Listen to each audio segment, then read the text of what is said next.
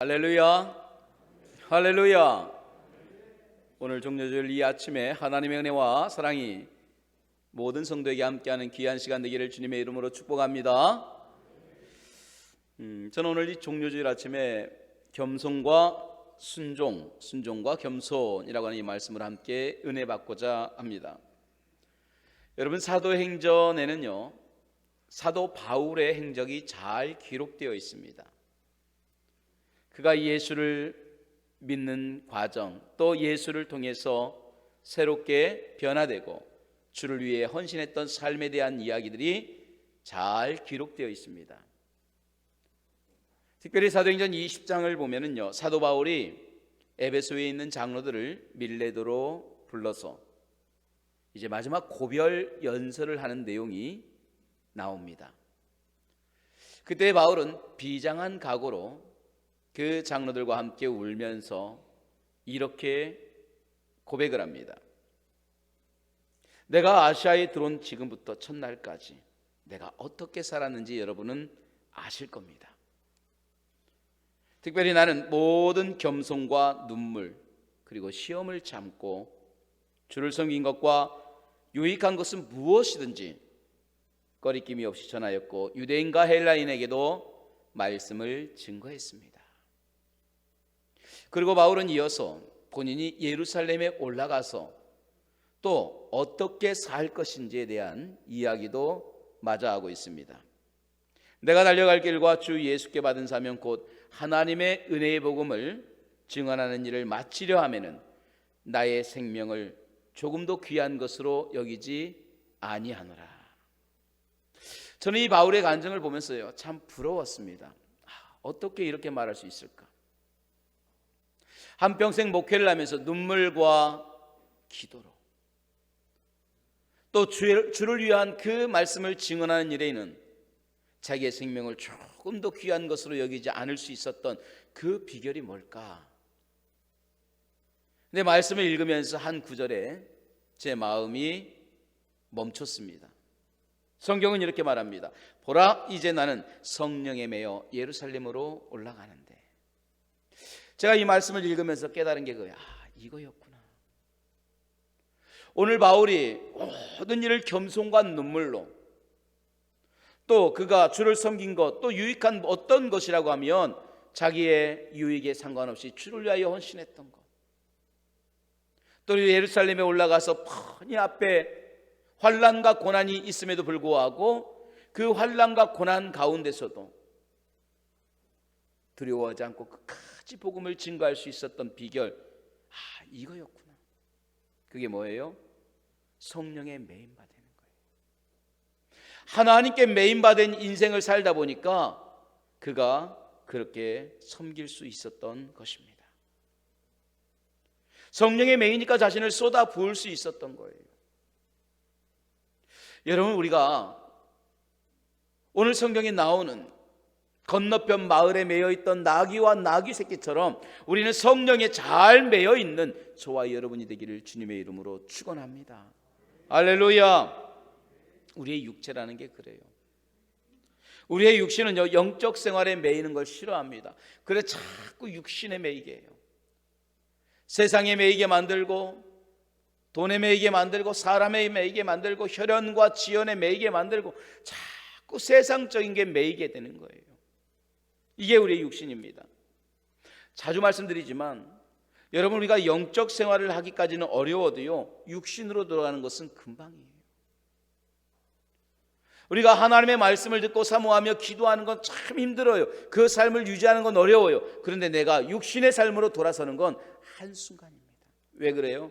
내 육신은 그것을 즐거워하기 때문에 그래요. 내 육신은 세상을 즐거워하고 그걸 바라고 거기에 매이기를 원하기 때문에 그래요. 매인 것이 부러지니까 자꾸 육신으로 돌아갑니다. 매인 것이 부러지니까 자꾸 욕심을 가지고 돌아서기 시작합니다. 사심으로 돌아가요. 신앙생활은 뭐냐? 한마디로 말하면 매이는 거예요. 기도에 매이는 거예요. 성령에 매이는 거예요. 말씀에 매이는 거예요. 이게 신앙생활이에요. 저는 여러분과 제가 이게 답답해, 힘들어, 이게 어려워 이런 것이 아니라 오히려 답답하고 고리따분하고 힘든 것 같지만 매이는 것이 내 영혼의 축복이라는 사실을 늘 기억할 수 있기를 주님의 이름으로 축원합니다. 할렐루야. 매이는 것이 복된 삶이에요. 자, 오늘 본문의 말씀은 예루살렘에 올라가시던 예수님과 제자들이 가장 먼저 도착한 곳이 감람산의 한 동네에 있는 벳바게라고 하는 동네였습니다. 벳바게 어디서 많이 들었죠? 이 벳바게라고 하는 이 지역은요, 예루살렘의 동쪽에 있는 것으로 건너편의 겟세마네 동산 한 지역, 바로 그 산 등성이에 있는 동네입니다. 여러분, 벳바게, 베다니, 그러니까 이 베이트라는 말은 동네란 뜻이에요. 그러니까 파게, 베다니, 이 말은 뭐냐? 둘 다 무화과란 뜻이에요. 벳바게 하면은 파게는 무화과의 일종입니다. 베다니, 테나라고 해요. 그것도 역시 무화과예요. 늦게 익는 무화과, 일찍 익는 무화과. 그러니까 이 벳바게, 베다니는 바로 이 예루살렘 건너편에 있는 겟세마네 동산의 한 산등성에 있는 동네들입니다. 근데 이 동네들의 특징이 뭐냐? 무화과가 많은 동네예요. 이 동네에 무화과가 많이 나고, 제가 지나가다가 무화과를 한번 보니까 조그맣게 익은 무화과들이 많이 달려 있었어요. 그래서 이 동네 사람들은 무화과 나무를 보면서 아, 이게 무화과 동네야, 벳바게야, 베다니야, 말에 따라서 조금 일찍 익는 무화과가 있는 동네야, 조금 늦게 익는 무화과가 있는 동네야, 이게 벳바게, 베다니예요. 그러니까 여리고에서 예루살렘으로 올라오는 사람들은 반드시 이 벳바게를 지나가게 되어 있습니다. 그러니까 이 벳바게는 뭐냐? 여리고에서 예루살렘뿐만 아니라 예루살렘으로 들어가는 모든 길목의 문이에요. 행정구역상 이 벳바게는 어디냐? 예루살렘이에요. 그러니까 벳바게부터 예루살렘이 시작되는 거예요. 바로 시작점이고, 예루살렘에 들어가는 첫 발걸음이 어디냐? 벳바게였어요. 오늘 여기에 이르신 예수님께서 그 마을에 들어가지 않습니다. 그리고 그 어귀에 서서 제자들에게 명하기를 건너편에 가서 나귀를 가져와라. 자, 우리 2절과 3절을 한번 같이 읽어볼까요? 21장 2절과 3절에 바로 그 말씀입니다. 같이 읽습니다. 이르시되 너희는 맞은편 마을로 가라. 그리하면 곧 매인 나귀와 나귀 새끼가 함께 있는 것을 보리니 풀어내게로 끌고 오라. 만일 누가 무슨 말을 하거든 주가 쓰시겠다 하라. 그리하면 즉시 보내리라 하시니. 저는 오늘 사실 이 말씀을요, 종료주일 말씀으로 준비하면서 이 본문의 말씀이 종료주일의 말씀에 관련된 말씀이다 보니까 쭉 읽어봤어요. 우리 많이 읽었겠죠. 얼마나 제가 많이 봤겠습니까? 근데 그런 의문이 들었어요. 아니, 예수님이 같이 벳바게에 이르렀으니까 건너편 마을에 같이 가서 그 나귀를 가지고 와서 예루살렘에 들어가서 타시면 될 텐데 왜 벳바게라고 하는 이 마을에 이르러서 들어가지 않으시고 왜 제자들에게 보냈을까? 그리고 끌고 오라고 했을까? 그 마을로 들어가서 관통해서 가면 될 텐데 갑자기 그런 의문이 들었어요.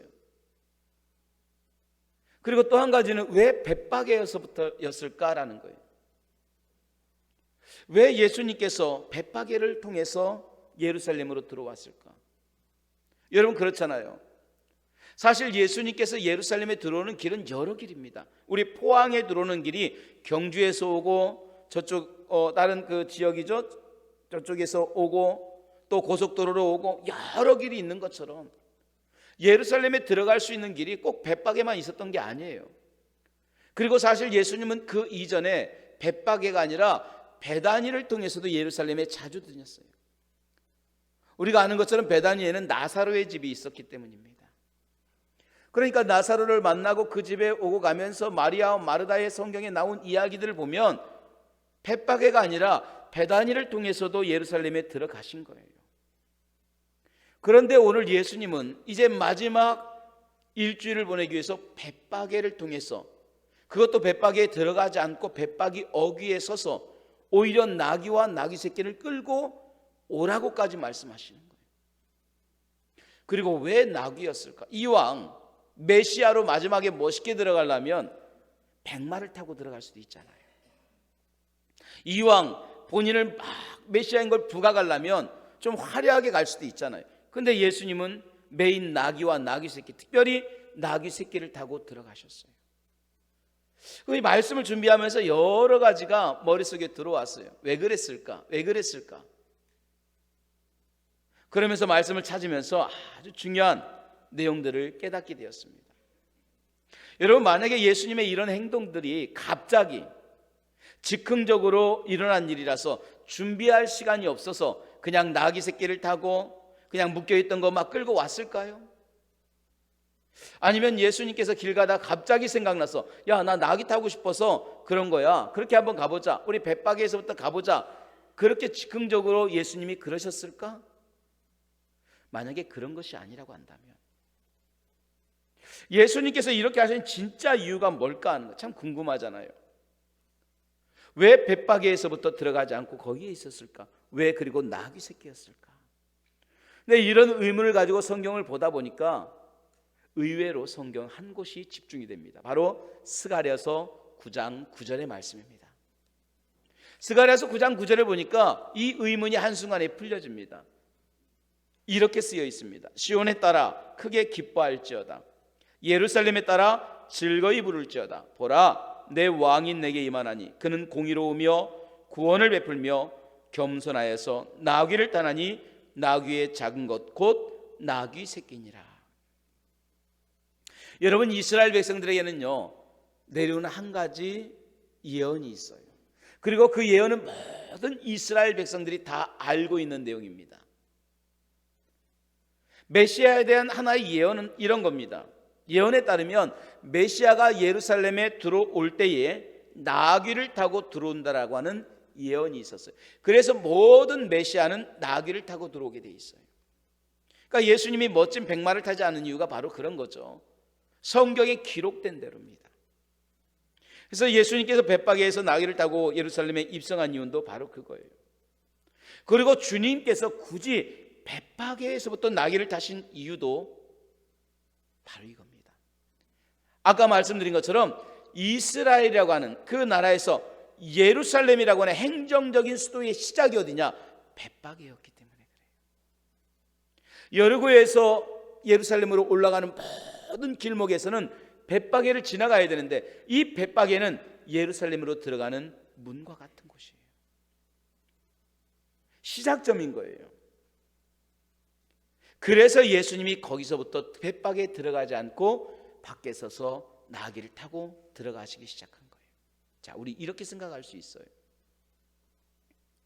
아니 목사님, 그게 뭐가 그렇게 중요합니까? 벳바게에서 타고 가시든지 아니면 조금 더 예루살렘 가까이서 타고 가시든지 아니면 예루살렘 안에 들어와 가지고 그 성 밖에서부터 성문 안에 들어갈 때 타고 들어가든지, 아니 나귀만 타고 들어가면 성경에 응한 거 아닙니까? 뭐 그걸 굳이 그대로 벳바게라는 곳에서부터 타고 들어가야 됩니까? 그래요. 우리 볼 때 별로 중요한 것 같지 않아요. 어디서 타고 들어가면 어때요? 그냥 들어가면 되잖아요. 그런데 여러분, 우리에게는 별것 아닌 이 일이, 이 하나의 성경 구절이 메시아를 기다리고 이스라엘을 구원할 메시아 구원자를 기다리는 이스라엘 백성에게는 가장 중요한 일이라는 거예요. 분명히 성경은 말합니다. 예루살렘에 들어올 때 나귀를 탄다고. 우리는 말합니다. 아무 데서나 타면 어때요? 그래요. 근데 그들은 말합니다. 예루살렘에 들어올 때입니다. 만약에 예수님이 그 중간에 나귀를 타고 들어왔어요. 예루살렘 안에서 나귀를 탔어요. 예루살렘 성 안에 들어갈 때만 나귀를 탔어요. 그 모습을 본 어떤 사람이 이렇게 물을 수 있습니다. 보시오. 예언에 따르면 메시아는 예루살렘으로 들어오실 때부터 나귀를 탄다고 쓰여 있었습니다. 그리고 예루살렘은 여기가 아니라 벳바게에서부터 시작되는 겁니다. 예루살렘의 시작의 첫 걸음은 벳바게입니다. 그런데 당신은 벳바게가 아니라 한참을 더 와서 여기서부터 타고 왔습니다. 예루살렘에 들어올 때부터 나귀를 타고 오는 메시아의 모습이 아니기 때문에 당신은 메시아가 아닙니다라고 말한다면 수많은 논란거리가 될 수 있었어요. 실질적으로 그렇게 말하면 충분히 메시아의 진정성에 대한 문제가 생길 수 있었습니다. 오늘 예수님께서 벳박에 들어가지 아니하시고 들어가는 바로 입구에서 오히려 제자들에게 불편하지만 나귀를 가지고 오고 나귀 새끼를 끌고 오라고 하신 이유가 이거예요. 하나님의 말씀을 말씀 그대로 순종했다라는 거예요. 정리해 보면 이런 겁니다. 예수님께서 벳박에서부터 나귀를 타고 예루살렘으로 들어오신 것은 갑자기 일어난 즉흥적인 퍼포먼스가 아닙니다.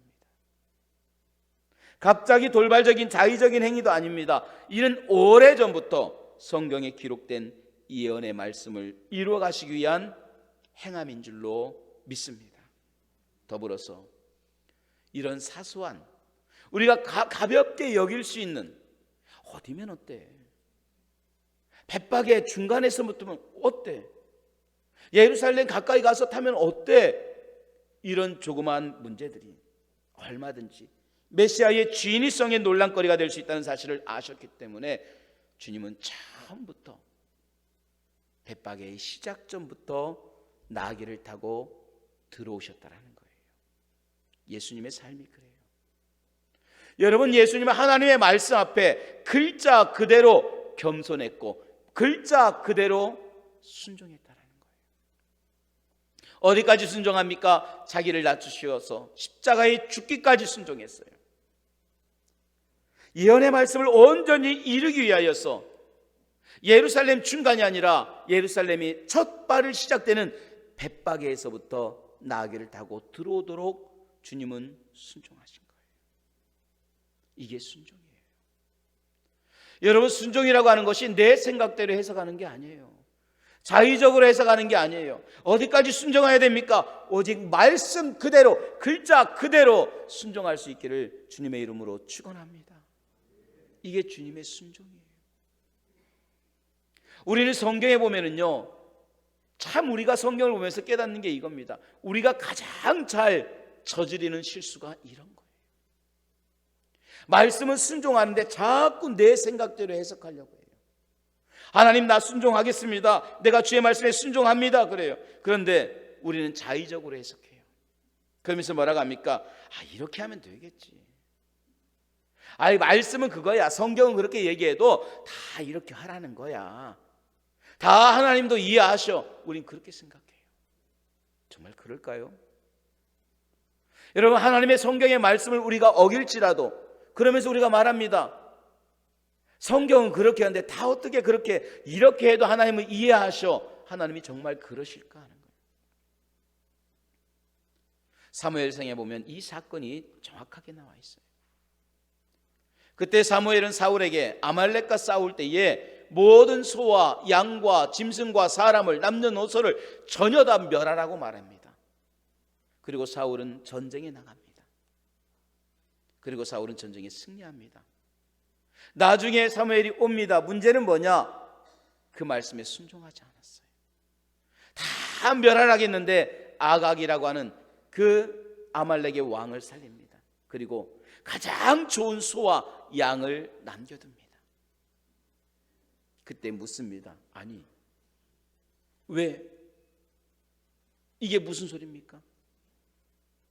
저거요, 소를 남겨놓습니다. 양을 남겨놓습니다. 아니, 왜 남겨놨습니까? 저렇게 남겨놔서 하나님 앞에 예배할 때 최상의 제물로 드리려고 그렇게 제가 생각하고 남겨둔 것입니다. 이 사람은 누굽니까? 아말렉의 왕인데 남겨둔 것입니다. 왜 남겨놨습니까? 이래 이런 이유로 남겨놨습니다. 그때 중요한 말을 해요. 왕이요, 하나님이 슬퍼합니다. 그러면서 하신 말씀이 순종이 제사보다 나음을 알지 못합니까? 어떠한 제사를 위하여 이 소와 양을 남겨놨다 할지라도 하나님은 당신의 생각이 아니라 하나님의 말씀대로 행하기를 원하십니다. 하나님은 우리가 내 생각에는 이게 좋을 거야, 내 생각에는 하나님이 이게 기뻐할 거야가 아니라 하나님이 우리에게 말씀하시면 글자 그대로 순종하는 거예요. 말씀 그대로 순종하는 거예요. 이게 순종인 줄로 믿습니다. 예수님께서 왜 벳박에서 나귀를 타셨을까요? 우리 생각에는 예루살렘 안에 들어올 때부터니까 예루살렘 성 안에 들어오면서라, 가까운 데 가서 타도 돼, 굳이 그 멀리에서부터 구찮게 들어가서 건너편에 가서 가지고 오고, 아이 주님 그러지 마십시오, 가까이 가서 해도 됩니다. 근데 예수님은 그렇게 하지 않았어요. 자의적으로 해석하지 않았습니다. 본인이 생각해서 그렇게 말하지 않았습니다. 주님은 말씀 그대로 배박에 예루살렘에 들어가는 첫 발부터 주님은 순종하신 거예요. 거기서부터 나귀를 타신 거예요. 이게 주님의 순종이에요. 오늘 예수님의 삶은 시작도 순종이었고 마지막도 순종이었고, 시작도 섬김이고 마지막도 섬김임을 볼 수가 있습니다. 오늘 히브리인들에게 있어서는 나귀는 겸손과 순종의 상징입니다. 나귀 새끼를 타신 이유도 그겁니다. 모든 짐승들 중에서 이 나귀는요, 주인이 정해진 구유에서만 그는 먹이를 먹는 짐승이랍니다. 다른 짐승들은 다른 먹이통에 왔다 갔다 하지만 나귀는 절대 그러지 않는데요, 주인이 너는 여기서 먹어 하면 거기에서만 음식을 먹는 거예요. 그래서 나귀는 주인의 말에 순종하고 겸손의 상징이에요. 이처럼 주님의 삶은 철저하게 순종과 겸손으로 시작하여 순종과 겸손으로 마침을 볼 수가 있습니다. 사랑하는 주의 종들이요, 하나님 앞에서 값지게 쓰이기를 원하십니까? 오늘 하나님께서 우리의 삶을 후회 없이 정말 쓰임받기를 원하십니까? 그 비결은 간단합니다. 순종하면 돼요. 그 말씀 앞에 순종하면 되는데, 그 순종은 어디까지냐? 내가 해석하지 않는 순종입니다. 말씀 그대로 순종하는 거예요. 어떠한 자기 주장도 버리고 내 뜻대로 하고 싶은 모든 생각도 다 내버리고 오직 모든 것을 주님 뜻에 맡기며 걸어가는 그 삶이야말로 하나님이 원하시는 최고의 순종인 줄로 믿습니다. 오늘 주님이 예루살렘에 들어오는 그 순간부터 그렇게 순종하셨던 것처럼, 오늘 우리는 우리의 삶에 하나님 앞에 주님 내 생각에는요 이렇게 하면 되겠지, 섬김은 이렇게 하는 거야, 봉사는 이렇게 하는 거야, 충성은 이렇게 하는 거야가 아니라 말씀 그대로 순종하게 하여 주시옵소서. 어떠한 나의 생각 주장 다 내버리고 하나님 말씀 그대로 글자 그대로 순종을 통해서 주님 기뻐하시는 진정 순종과 섬김의 종이 되게 하여 주시옵소서. 할렐루야. 기도하겠습니다.